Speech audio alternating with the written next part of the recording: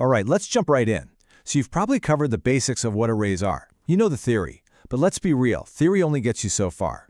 Today, we're going to put all that theory to work. This isn't a lecture. We are going to be solving the absolute fundamental array problems that you have got to master. Seriously, if you can't solve these in your sleep, you have no business even thinking about tackling the heavyweights like binary search or sliding window algorithms. Think of this as your first, most essential step to really becoming a pro. So, here's our workout plan for today. We're going to reverse an array, and we're going to do it two different ways. Then, we'll find the smallest and largest elements, hunt down the second largest, which is always a fun one, and finally, we'll check if an array is sorted. You ready? Let's do this. Okay, our first exercise, reversing an array. Now there's the simple, kinda intuitive way to do this, and then there's the smarter, much more optimal way, the way you want to use in the real world. Let's break down both. Okay, so method number one is the one most people think of first. You just create a brand new, totally empty array. And the magic is this little piece of logic right here. Rev I equals R I minus 1 minus I. See how that works? It maps the first spot in our new array to the last spot in the old one, the second to the second to last, and you just keep going. It's clean, it works, but it comes with a hidden cost. And that cost? It's memory. Creating a whole new array just to hold a reversed copy is pretty inefficient, especially when you're dealing with huge amounts of data. The right way to do it is what we call in place, meaning with no extra space. Instead of copying, we're just going to swap. And this chart just lays it out perfectly. Look at the time complexity. Both methods are O of n. That means the time it takes grows in a straight line with the size of the array. That's totally fine. But here, this is where the game changes.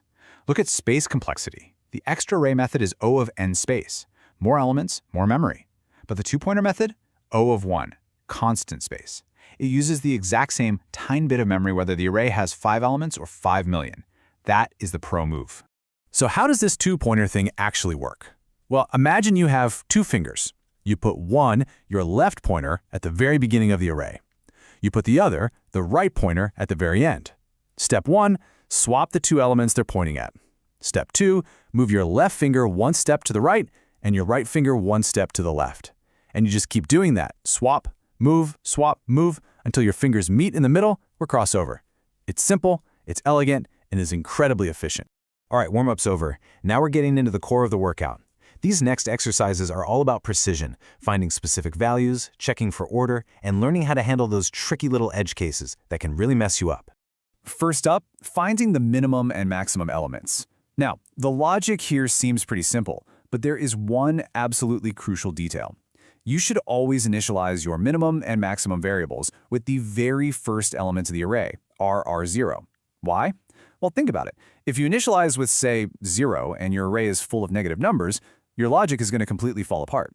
By starting with that first element, you guarantee your code will work for any set of numbers. It's a tiny detail that makes all the difference. Now for a real classic, finding the second largest element. This one, it feels simple at first, but it's actually a clever little puzzle. You can't just find the largest and then look for the next one down. I mean, what if the largest element shows up multiple times?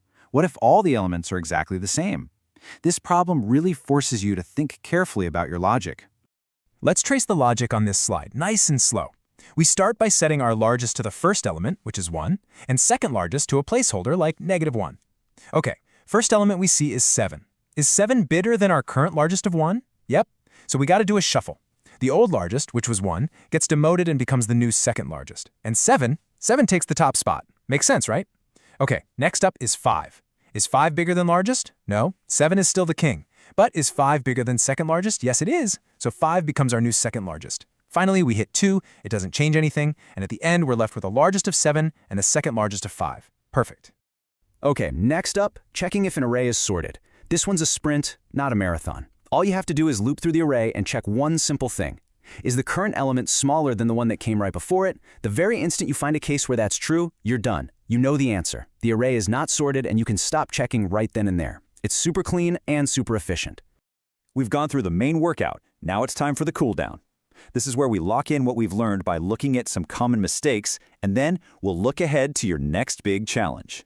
So before you write another line of code, just run through this little mental checklist. These are the traps everyone falls into at first. Remember, array indices go from 0 to n-1, so don't ever use I less than n. That's an index out of bounds error waiting to happen. Always, always think about the weird edge cases, like an empty array. Double-check your logic on tricky problems like second largest. And be efficient. If you found your answer, use a break and get out of that loop early. And that's it. You've officially completed the foundational workout. And hey, if these problems felt a little tough or you had to really think them through, that's a good thing. It means you're building the right mental muscles. But remember, watching me do it is one thing. True mastery only comes from practice.